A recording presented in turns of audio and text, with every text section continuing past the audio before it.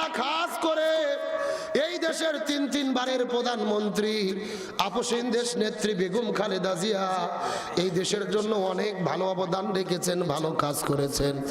আজকে মৃত্যু শয্যায় পড়ে আছেন, সংকটময় মুহূর্তে হসপিটালের বেডের মধ্যে কাতরাচ্ছেন। আল্লাহ তার জন্য দোয়া করি, অতি দ্রুত আপনি তাকে পরিপূর্ণ সুস্থতা দান করেন। আল্লাহ আমরা তো জানি আপনি সব ডাক্তারের বড় ডাক্তার। আপনি আল্লাহ ডাক্তার সেজে যেখানে চিকিৎসা করবেন ওই জায়গায় দুনিয়ার কোনো ডাক্তারের প্রয়োজন হয় না।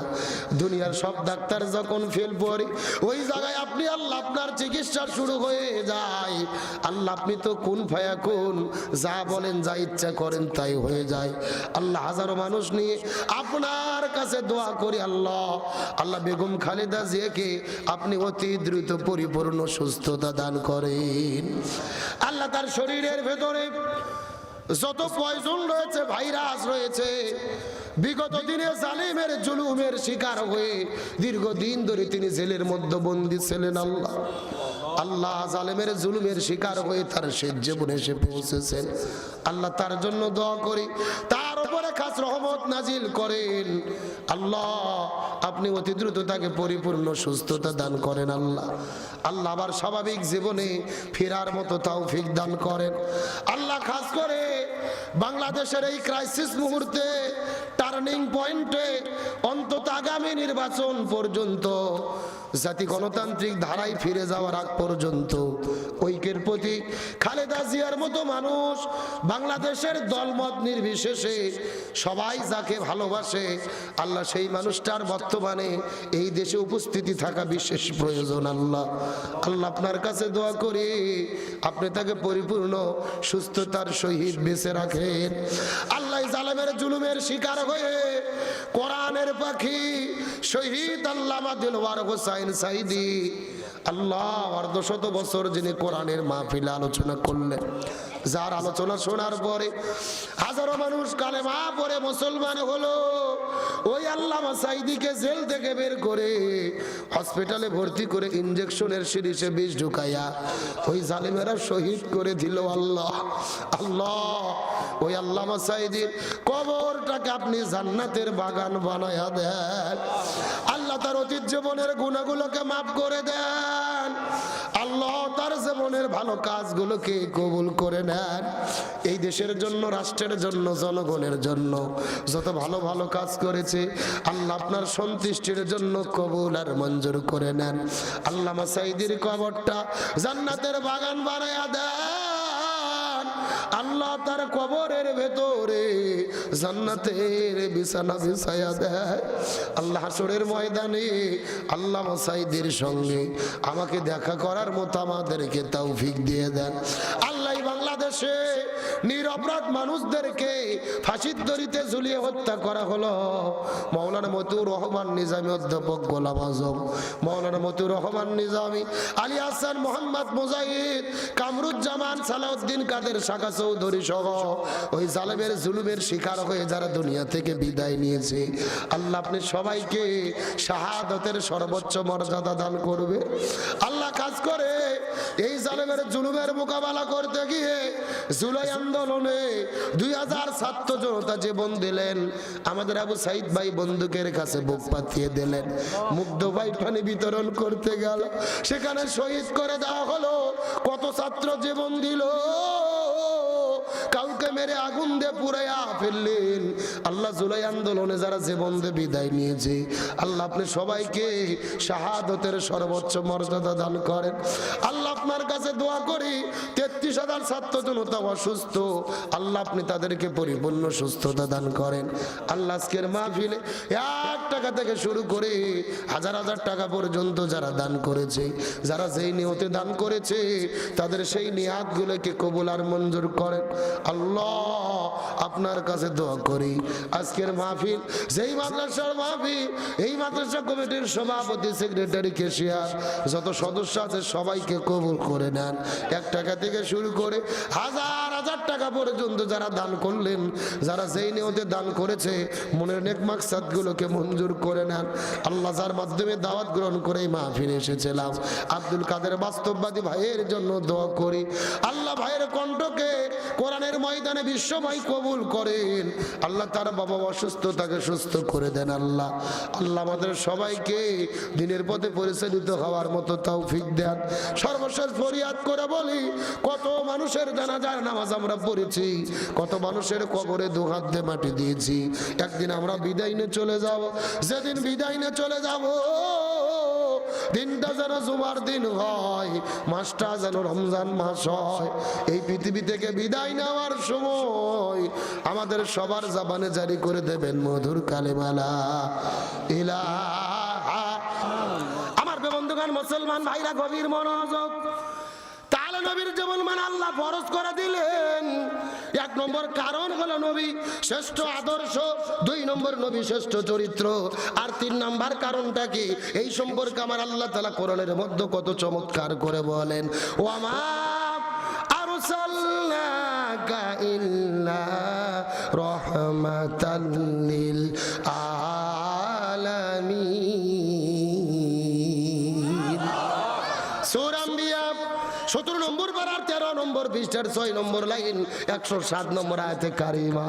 তাফসীর ইবনে কাসিরের মধ্য থেকে বলতেছি, আল্লাহ বলে, পৃথিবীর মানুষেরা গভীর মনোযোগ, আসমান বলো, জমিন বলো, গ্রহ বলো, নক্ষত্র বলো, জ্যোতিষ্ক মণ্ডলী বলো, নিহারিকা বলো, আমি আল্লাহ তাআলা এই মহাবিশ্বের ভেতরে যতগুলো জগৎ সৃষ্টি করেছি, প্রত্যেকটা জগতের জন্য আমি আমার নবীকে রহমত বানায়া দিছি।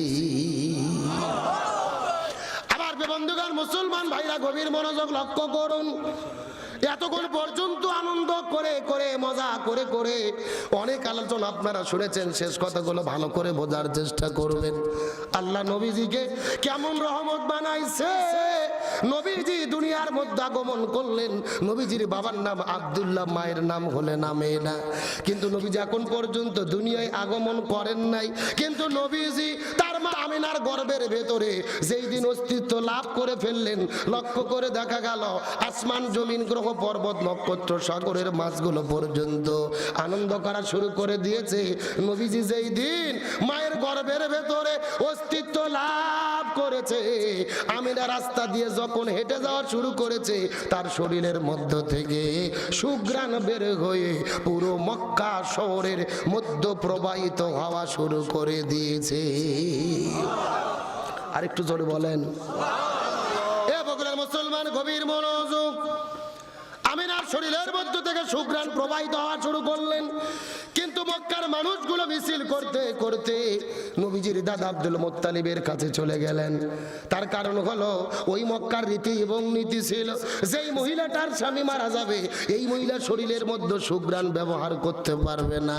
কিন্তু আমিনার স্বামী বিদায় নিয়ে চলে গেছে, তার শরীরের মধ্যে কেন সুঘ্রাণ বের হয়? তারা দল বেঁধে মিছিল করতে করতে নবীজির দাদা আব্দুল মুত্তালিবের কাছে যাওয়ার পরে ডাকতে বলে, সর্দার, এটা কেমন কথা? আপনার পুত্রবধূ শরীরের মধ্যে কেন সুঘ্রাণ ব্যবহার করে? তাও যেন তেন শুনো সুঘ্রাণ নয়। পুরো মক্কা মদিনা খোঁজ করে দেখেছি, কোন দোকানের ভেতরে এত সুন্দর সুঘ্রাণ খুঁজে পাওয়া যায় না। এ বগুড়ার মুসলমান, গভীর মনোযোগ। আব্দুল মুত্তালিব এই কথাগুলো শোনার পরে স্ত্রীকে সঙ্গে করে নিয়ে আমিনার কাছে চলে গেলেন। যাওয়ার পরে ডাক দে বলে, মা আমিনা, তুমি কি আমাদের নাক কান গলাগুলোকে কেটে ফেলবা? তুমি কেন সুঘ্রাণ ব্যবহার করেছো মা? তোমার কাছে জানতে চাই। আমিনা ডাক দে বলে, বাবা, মিথ্যা কথা বলবো না, কসম করে বলতে চাই, আজ থেকে কয়েকদিন আগে আমার গর্ভের ভেতরে একটা সন্তানের অস্তিত্ব লাভ হয়ে গেছে। তারপরে আমার জীবনের ভেতরে আশ্চর্যজনক গুরুত্বপূর্ণ ঘটনা ঘটা শুরু করেছে, যেমন ঘটনা দুনিয়ার ভেতরে আর কোনোদিন আমার সঙ্গে ঘটে নাই।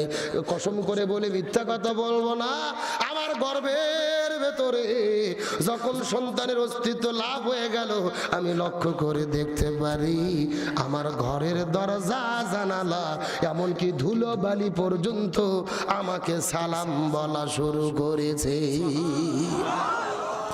এই জায়গার মধ্যে শেষ নয় বাবা, গভীর মনোযোগ। না না, ওই পাশে কি মাছের বাজার হচ্ছে? কারা ওরা? না না, মহিলা মানুষের কণ্ঠ শুনলাম না। আবার কয় ভাই রে, মানে রাস্তায় তো এখানে মাহফিলে চোরা কথা বলবে কেন?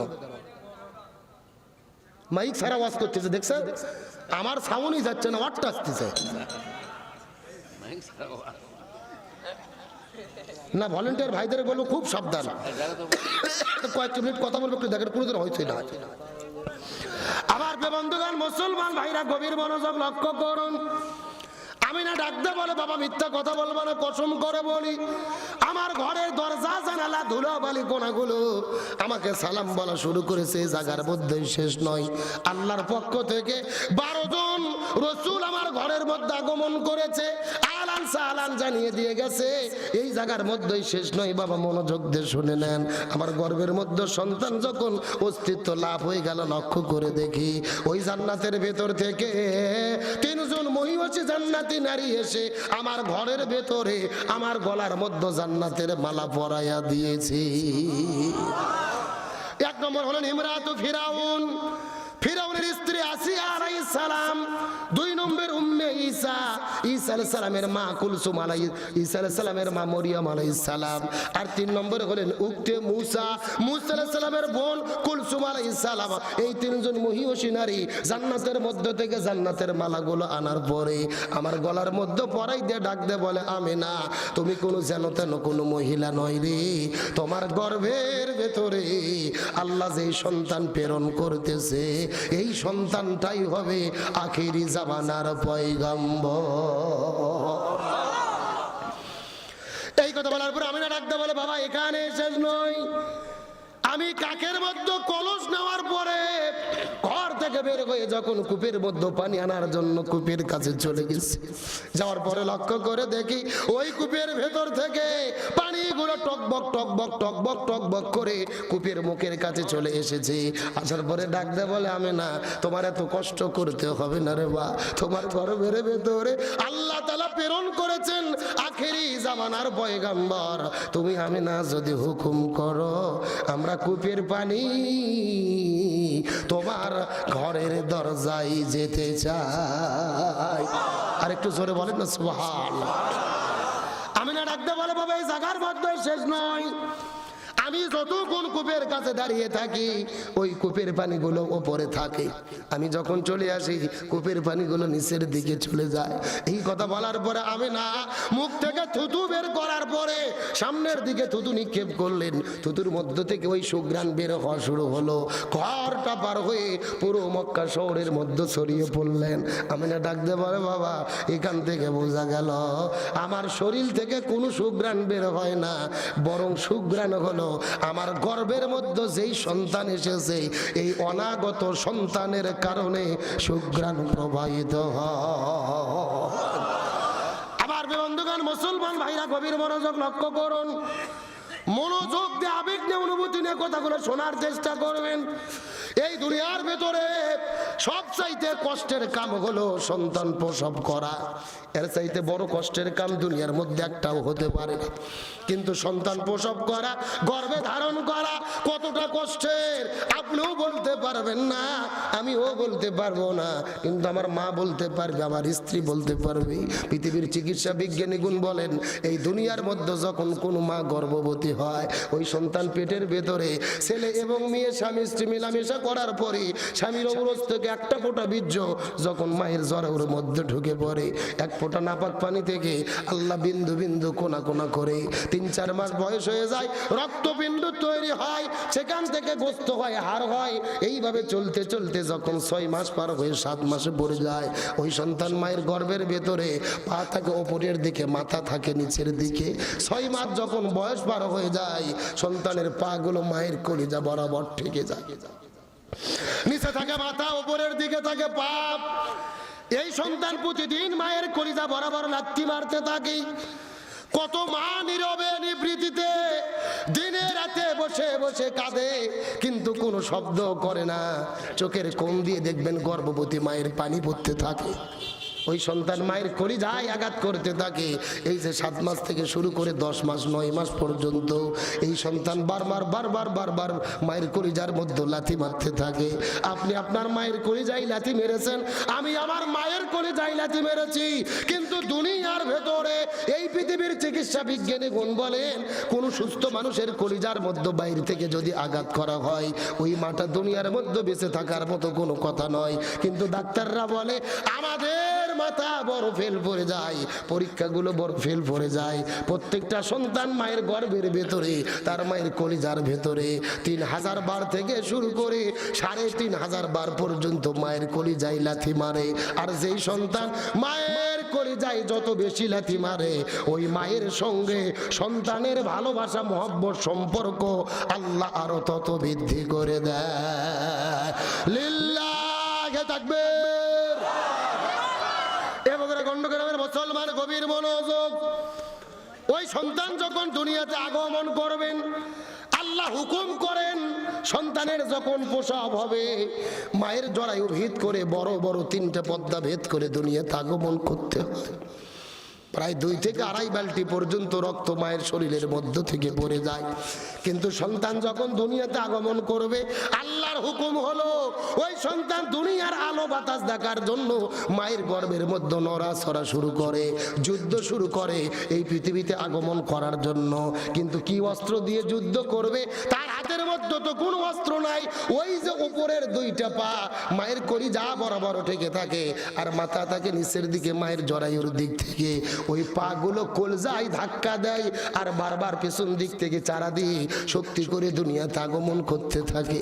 কত মা দুনিয়ার ভেতরে সন্তান প্রসবের যন্ত্রণা সহ্য করতে পারে নাই, এই দুনিয়া থেকে বিদায় নিয়ে চলে গেছে। পৃথিবীর চিকিৎসা বিজ্ঞানীগণ বলে অন্তত 90% মহিলা সন্তান প্রসব করার সময় সন্তান যখন কলিজায় জোরে জোরে ধাক্কা মারে, কোনো মা সেন্সলেস হয়ে যায়, অজ্ঞান হয়ে পড়ে যায়। কিন্তু ডাক্তাররা বলে আমাদের হিসেবে মিলাইতে পারি না। ওই সন্তান দুনিয়াতে আগমন করার পরে মনে হয় সন্তান এসেছে, মা মারা গেছে, অজ্ঞান হয়ে সেন্সলেস হয়ে পড়ে গেছে। কিন্তু সন্তান যখন মা বলে কান্না করে, ওই সন্তানকে হাতের মধ্যে নিয়ে যখন ওই মায়ের বুকের মধ্যে রাখা হয়, মনে হয় যেন মৃত মাকে আমার আল্লাহ আবার জীবিত করে দেয়। লিল্লাহি তাকবীর। এ বগুড়ার মুসলমান গভীর মনোযোগ লক্ষ্য করুন। তাহলে এতক্ষণ পর্যন্ত আলোচনার দ্বারা আপনাদের কি বুঝাইলাম? সন্তান প্রসবের একটা কষ্ট যন্ত্রণা আছে না নাই? কিন্তু নবীর মা আমেনা বলে, কসম করে বলি মিথ্যা কথা বলবো না, আমি আমার সন্তান মোহাম্মদকে প্রসব করেছি, আমি বিন্দু মাত্র কোনো কষ্ট বুঝতে পারি না। জোরে বলেন না সুবহানাল্লাহ, আরো জোরে বলেন সুবহান। এই জন্য আমার আল্লাহ তাআলা বলেন ওয়ামা আরসালনাকা ইল্লা রাহমাতাল লিল আলামিন। তাহলে চিৎকার করে বলেন ওই নবীর সম্মান মর্যাদা কম না বেশি? আরো জোরে বলেন। এখন ওই নবীকে যদি আমরা অনুসরণ করি, ওই নবীর আদর্শ মানি, ওই নবীতে জীবন পরিচালনা করি, আমাদের মান সম্মান ইজ্জত বৃদ্ধি করে দেবে কে?